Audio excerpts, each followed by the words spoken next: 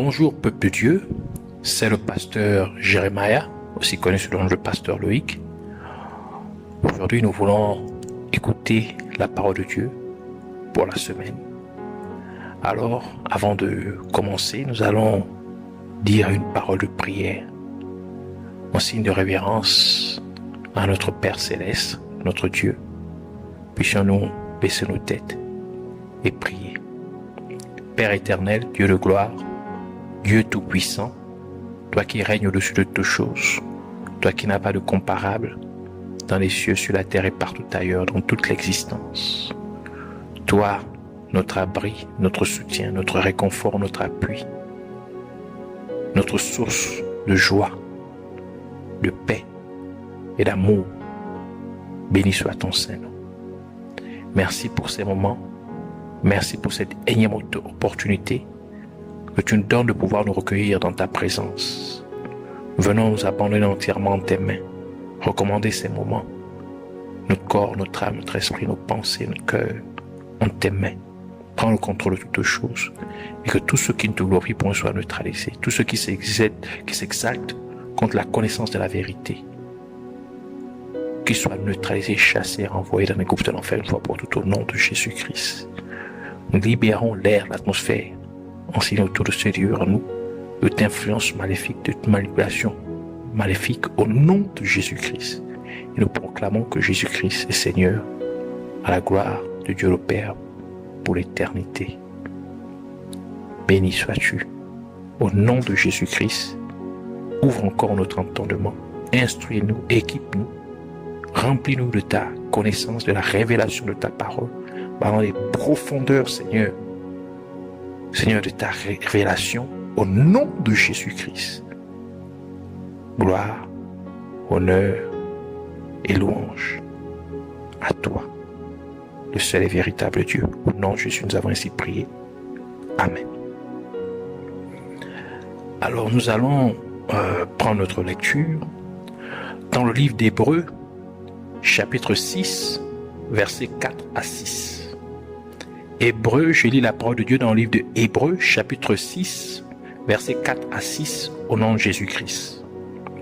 Car il est impossible que ceux qui ont été une fois éclairés, qui ont goûté le don céleste, qui ont eu part au Saint-Esprit, qui ont goûté la bonne parole de Dieu et les puissances du siècle à venir, et qui sont tombés, soient encore renouvelés et amenés à la repentance, puisqu'ils crucifient par leur part le Fils de Dieu et l'exposent à l'ignominie. Que le Seigneur bénisse sa parole, qu'elle vienne pleine de gloire, de grâce, de bénédiction, de compréhension et de vie au nom de Jésus-Christ. Alors nous voulons aujourd'hui continuer avec notre thème principal qui est les mystères de la prière. Et par la grâce de Dieu, nous voulons clôturer ce thème. Dans ce thème principal, nous avons deux sous-thèmes qui sont le premier qui est les principes qui amènent notre prière à atteindre le troisième ciel, c'est-à-dire à percer la force démonique cosmique qui était établie dans le deuxième ciel par certains des anges déchus qui ont été chassés du troisième ciel.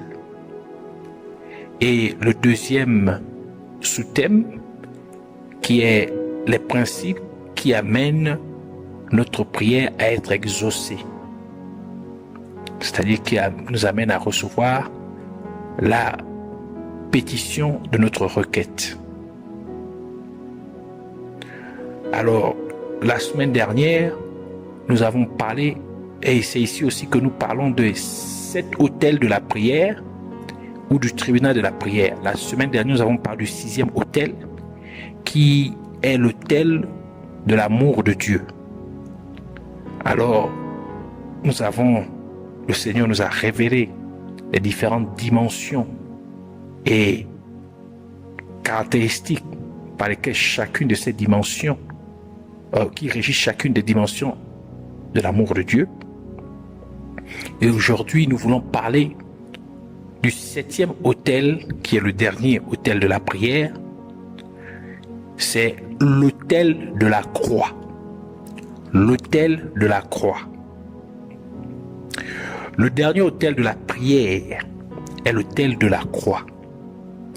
Et c'est là que votre prière est évaluée en fonction de la manière dont vous vous comportez par rapport à l'œuvre que Jésus-Christ a accomplie sur la croix. La croix est le symbole du christianisme, car sur la croix, Jésus-Christ est mort, crucifié, accomplissant ainsi la mission principale pour laquelle il est venu physiquement sur terre. Car c'est à la croix que Jésus-Christ a accompli le salut de l'humanité. C'est à la croix que l'amour de Dieu pour l'humanité a été rendu tangible. C'est la raison pour laquelle votre prière doit trouver son accomplissement à l'autel de la croix. Et c'est aussi la raison pour laquelle l'autel de la croix est le dernier autel de la prière.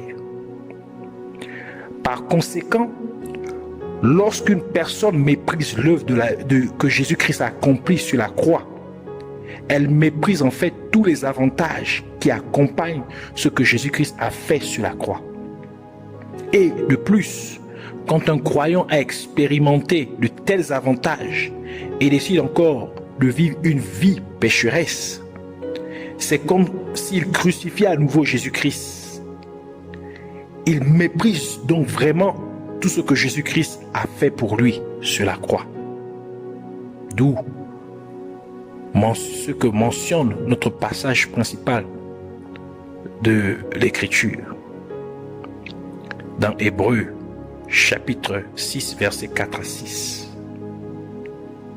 Alors il est important pour tout un chacun qui a cru en Jésus-Christ, qui croit en Jésus-Christ, de vivre une vie loin du péché, une vie de sanctification, car continuer à vivre dans le péché, c'est comme crucifier à nouveau Jésus-Christ à la croix. Jésus-Christ a dû mourir en étant crucifié sur une croix pour refléter le mystère derrière le fait que Moïse était sur le sommet de la montagne avec Aaron et Hur, tenant sa main d'un côté chacun alors qu'il tenait la verge de Dieu dans sa main, ainsi formant une croix avec ses mains et son corps pendant que Josué combattait les Amalécites sur le champ de bataille. Exode chapitre 17 versets 8 à 13 qui dit ceci: Amalek vint combattre Israël à Réphidim. Alors Moïse dit à Josué: choisis-nous des hommes, sors et combat Amalek. Demain, je me tiendrai sur le sommet de la colline, la verge de Dieu dans ma main. Josué fit ce que lui avait dit Moïse pour combattre Amalek. Et Moïse, Aaron et Hur montèrent au sommet de la colline. Lorsque Moïse élevait sa main, Israël était le plus fort. Et lorsqu'il baissait sa main, Amalek était le plus fort. Les mains de Moïse étaient fatiguées. Ils prirent une pierre qu'ils placèrent sous lui et il s'assit dessus. Aaron et Hur soutenaient ses mains, l'un d'un côté, l'autre de l'autre côté, de l'autre. Et ses mains restèrent fermes jusqu'au coucher du soleil, et Josué vainquit Amalek et son peuple au tranchant de l'épée. Et sachant que la verge de Dieu que Moïse avait à la main symbolisait le ministère que Dieu avait donné à Moïse, ainsi le fait que Moïse formait la croix avec son corps et ses mains levées, tenant la verge de Dieu, représentait le ministère ou la mission que Dieu le Père a donné à Jésus-Christ, qui était de mourir sur la croix. Et le fait que lorsque Moïse gardait les mains levées et tenait fermement la verge de Dieu, amena Josué à vaincre les Amalécites sur le champ de bataille. Cela signifiait que par le fait que Jésus-Christ accomplirait sa mission en mourant sur la croix pour le péché de l'humanité, cela donnerait la victoire à l'Église, c'est-à-dire le rassemblement des croyants, qui est l'aspect physique de l'armée de Dieu, combattant sur le champ de bataille contre les forces des ténèbres. D'où, lorsque Pierre dit que Jésus était le Christ, c'est-à-dire le sauveur de l'humanité, Jésus-Christ dit à Pierre que sur ce rocher, il bâtira son église. Matthieu chapitre 16, verset 18 qui dit ceci. Et moi, je te dis que tu es Pierre et que sur cette pierre, je bâtirai mon église et que les portes du séjour des morts ne prévaudront point contre elle. En d'autres termes, sur la révélation que Pierre donna au sujet de Jésus, en disant qu'il était le Christ, signifiant que Jésus sauverait l'humanité en mourant sur la croix. Jésus dit que sur cette révélation, c'est-à-dire quand il parle de sur cette pierre, en fait il parle de sur c'est la révélation que Pierre donna, il bâtirait son église et que son église aurait la victoire sur les forces des ténèbres. C'est pourquoi la parole de Dieu ajoute ce qui suit dans Romains chapitre 8, verset 37, qui dit « Mais dans toutes ces choses, nous sommes plus que vainqueurs par celui qui nous a aimés. » Ainsi, Jésus-Christ a donné la victoire à son Église par l'amour qu'il a manifesté à l'humanité en mourant sur la croix pour les péchés de l'humanité. D'où l'apôtre Paul ajoute dans 1 Corinthiens chapitre 1 verset 18 qui dit ceci: car la prédication de la croix est une folie pour ceux qui périssent, mais pour nous qui sommes sauvés, elle est une puissance de Dieu. Elle est la puissance de Dieu. C'est la raison pour laquelle Jésus-Christ fut crucifié. C'est la raison pour laquelle lorsque Jésus-Christ fut crucifié, il y avait un homme de son côté qui ne croyait pas en lui et un autre de l'autre côté qui croyait en Jésus-Christ. Luc chapitre 23 verset 39 à 43 qui dit ceci: l'un des malfaiteurs crucifiés l'injuriait, disant: n'es-tu pas le Christ? Sauve-toi toi-même et sauve-nous. Mais l'autre le reprenait et disait: ne crains-tu pas Dieu, toi qui subis la même condamnation? Pour nous, c'est justice, car nous recevons ce qu'ont mérité nos crimes. Mais celui-ci n'a rien fait de mal. Et il dit à Jésus: souviens-toi de moi quand tu viendras dans ton règne.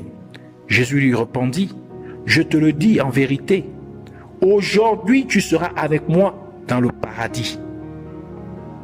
Ainsi, chaque homme représentait un groupe de personnes. L'un représentait des croyants et l'autre les incroyants. Par conséquent, pour ceux qui croient en Jésus-Christ, le message de la mort de Jésus-Christ sur la croix est la puissance de Dieu pour eux, afin de leur donner la victoire sur les forces des ténèbres. Et pour les incroyants, c'est une folie parce qu'ils rejettent une telle puissance en raison de leur incrédulité. Par conséquent, ils sont vaincus par les forces des ténèbres. Un autre mystère derrière la mort de Jésus-Christ sur la croix est le fait que Jésus-Christ est notre véritable souverain sacrificateur. Ce qui implique qu'il avait besoin de sang pour entrer dans le tabernacle céleste ou le temple de Dieu céleste, pour y servir, car en effet, le souverain sacrificateur entrerait dans le lieu saint et le lieu très saint, également connu comme le Saint des Saints, avec le sang d'un agneau qui n'avait aucun défaut. Pourtant, Jésus-Christ n'entra pas avec le sang des animaux, mais avec son propre sang, quand il écrit, comme il est écrit dans la parole de Dieu, dans Hébreux chapitre 9, verset 11 à 14, qui dit ceci: mais Christ est venu comme souverain sacrificateur des biens à venir. Il a traversé le tabernacle plus grand et plus parfait, qui n'est pas construit de main d'homme, c'est-à-dire qui n'est pas de cette création. Et il est entré une fois pour toutes dans le lieu très saint, non avec le sang des boucs et des veaux, mais avec son propre sang, ayant obtenu une rédemption éternelle. Car si le sang des taureaux et des boucs est la cendre d'une vache répandue sur ceux qui sont souillés, sanctifie et procure la pureté de la chair, combien plus le sang de Christ qui, par un esprit éternel, s'est offert lui-même sans tache à Dieu, purifiera-t-il votre conscience des œuvres mortes afin que vous serviez le Dieu vivant. C'est pourquoi Jean le Baptiste appela Jésus l'agneau de Dieu en Jean chapitre 1 verset 29. Le lendemain, il vit Jésus venant à lui et il dit: voici l'agneau de Dieu qui ôte le péché du monde. Dans l'Ancien Testament, ancienne ou alliance, le souverain sacrificateur devait entrer dans le Saint des Saints, c'est-à-dire le lieu très saint du tabernacle de Dieu, une fois par an pour asperger le propitiatoire avec le sang de la chèvre pour l'expiation des péchés du peuple. Lévitique chapitre 16 verset 15 qui dit: il égorgera le bouc expiatoire pour le peuple et il emportera le sang au-delà du voile. Il fera avec ce sang comme il a fait avec le sang du taureau. Il en fera l'aspersion sur le propitiatoire et devant le propitiatoire. Le propitiatoire était le couvercle d'or, le couvercle d'or placé sur le dessus de l'arche de l'alliance avec les deux anges chérubins au-dessus, formant un endroit où Yahweh, c'est-à-dire Dieu, apparaîtrait manifestant sa gloire. C'est pourquoi, lorsque Jésus-Christ fut ressuscité d'entre les morts et qu'il apparut à Marie, Madeleine, sur son tombeau, quand elle voulut le toucher, il lui dit qu'elle ne devait pas le toucher car il n'était pas encore monté vers le Père. Jean chapitre 20 verset 15 à 17 qui dit: Jésus lui dit: femme, pourquoi pleures-tu? Qui cherches-tu? Elle pensait que c'était le jardinier. Lui dit: Seigneur, si c'est toi qui l'as emporté, dis-moi où tu l'as mis et je le prendrai. Jésus lui dit: Marie. Elle se retourna et lui dit en hébreu: Rabouni, c'est-à-dire maître. Jésus lui dit: ne me touche pas, car je ne suis pas encore monté vers mon Père, mais va trouver mes frères et dis-leur que je monte vers mon Père et votre Père, vers mon Dieu et votre Dieu. En effet, Jésus-Christ avait besoin de monter vers Dieu, le Père, car il devait entrer dans le vrai tabernacle de Dieu, le temple céleste, afin qu'il puisse verser son sang sur le propitiatoire de Dieu. Car en faisant cela, la rédemption des péchés est obtenue et le pardon des péchés est ainsi accordé à quiconque croit en Jésus-Christ, comme indiqué dans la parole de Dieu. Hébreux chapitre 9 versets 21 à 28 qui dit ceci: il fit pareillement l'aspersion avec le sang sur le tabernacle et sur tous les ustensiles du culte. Et presque tout, d'après la loi, est purifié avec du sang. Et sans effusion de sang, il n'y a point de pardon. Il était donc nécessaire, puisque les images des choses qui sont dans les cieux devaient être purifiées de cette manière, que les choses célestes elles-mêmes le fussent par des sacrifices plus excellents que cela. Car Christ n'est pas entré dans le sanctuaire fait de main d'homme en imitation du véritable, mais il est entré dans le ciel même afin de comparaître maintenant pour nous devant la face de Dieu. Et ce n'est pas pour offrir et ce n'est pas pour s'offrir lui-même plusieurs fois qu'il y est entré comme le souverain sacrificateur entre chaque année dans le sanctuaire avec du sang étranger. Autrement, il aurait fallu qu'il eût souffert plusieurs fois depuis la création du monde, tandis que maintenant, à la fin des siècles, il a paru une seule fois pour abolir le péché par son sacrifice. Et comme il est réservé aux hommes de mourir une seule fois, après quoi vient le jugement, le même Christ qui s'est offert une seule fois pour porter les péchés de plusieurs, apparaîtra sans péché une seconde fois à ceux qui l'attendent pour leur salut. En versant son sang sur le propitiatoire, le sang de Jésus-Christ plaide ainsi pour nous devant Dieu le Père. D'où la parole de Dieu dit que le sang de Jésus-Christ parle mieux que le sang d'Abel. Abel que Caïn tua. Hébreux chapitre 12, verset 24, qui dit « De Jésus qui est le médiateur de la nouvelle alliance et du sang de l'aspersion qui parle mieux que celui d'Abel. » C'est-à-dire le sang de Jésus qui parle mieux que le sang d'Abel. Par conséquent, il est écrit que Jésus-Christ est notre avocat devant Dieu le Père. 1 Jean chapitre 2 verset 1 à 2 qui dit ceci: « Mes petits enfants, je vous écris ces choses afin que vous ne péchiez point. Et si quelqu'un a péché, nous avons un avocat auprès du Père, Jésus-Christ le juste. Il est lui-même une victime expiatoire pour nos péchés, non seulement pour les nôtres, mais aussi pour ceux du monde entier. » La mort de Jésus-Christ était nécessaire pour que le Nouveau Testament, c'est-à-dire la Nouvelle Alliance, entre en vigueur. Car chaque testament n'est appliqué qu'à la mort du testateur.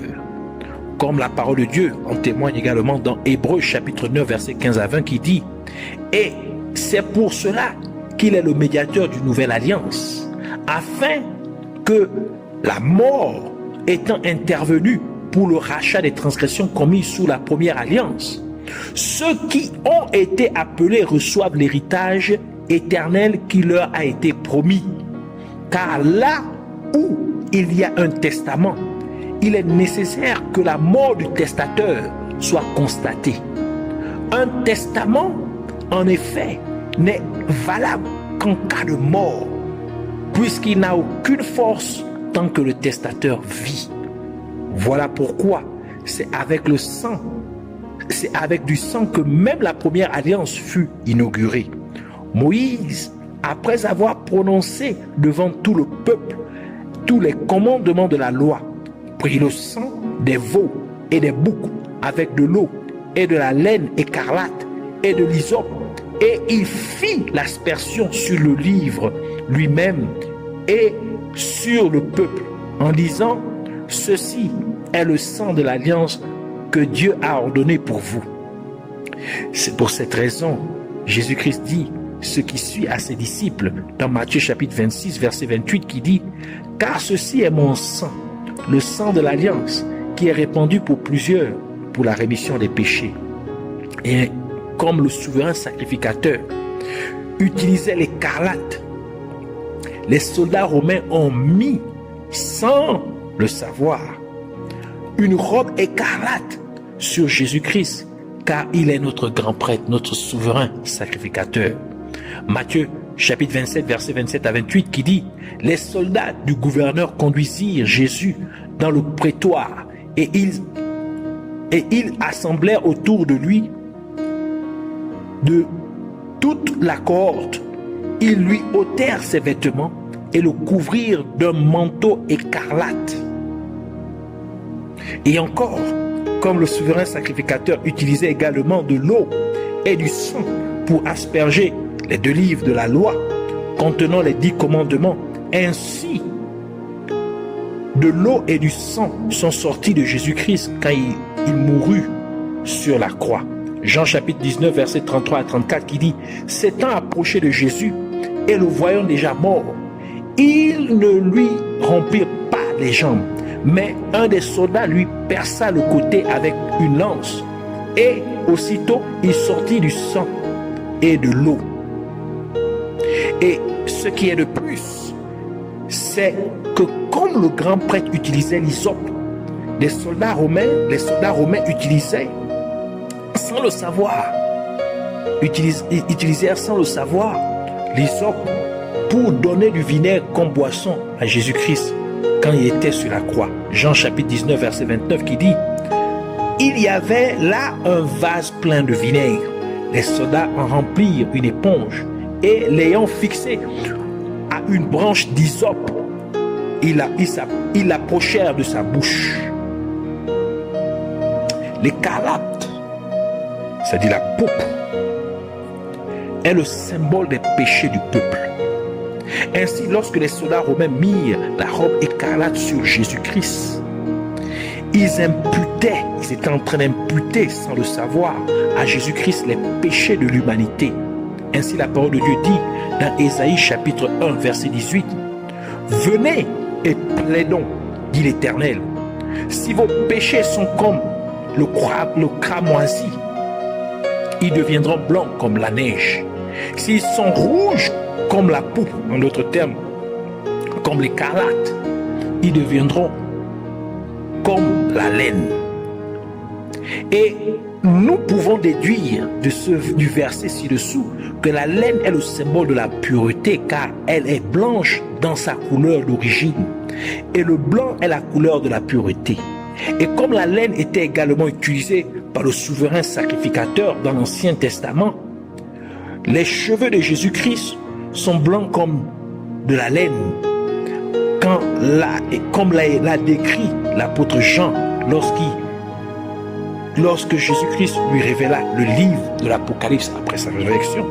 Apocalypse chapitre 1 verset 14 qui dit: sa tête et ses cheveux étaient blancs comme de la laine blanche, comme de la neige. Ses yeux étaient comme une flamme de feu. Et l'hysope était utilisé pour la purification cérémoniale dans l'Ancien Testament, tel qu'indiqué dans le livre de Lévitique chapitre 14 verset 14 qui dit: le sacrificateur ordonnera que l'on prenne pour celui qui doit être purifié 2 oiseaux vivants et purs, du bois de cèdre, du cramoisi et de l'hysope. C'est pourquoi le roi David demanda à Dieu de le purifier avec de l'hysope. Psaume 51 verset 19 qui dit: purifie-moi avec l'hysope et je serai pur, lave-moi et je serai plus blanc que la neige. L'eau était également utilisée pour la purification. Ainsi, le prêtre ou le souverain sacrificateur utilisait l'eau de la cuve des reins pour se purifier afin d'aller servir dans le tabernacle. Exode chapitre 30 verset 17 à 20 qui dit: l'Éternel parla à Moïse et dit: tu feras une cuve des reins avec sa base des reins pour les ablutions. Tu la placeras entre la tente d'assignation et l'autel, et tu y mettras de l'eau avec laquelle Aaron et ses fils, c'est-à-dire Aaron qui était le grand prêtre et ses enfants qui étaient les prêtres, se laveront les mains et les pieds. Lorsqu'ils entreront dans la tente d'assignation, c'est-à-dire dans le tabernacle, ils se laveront avec cette eau afin qu'ils ne meurent point. Et aussi, lorsqu'ils s'approcheront de l'autel,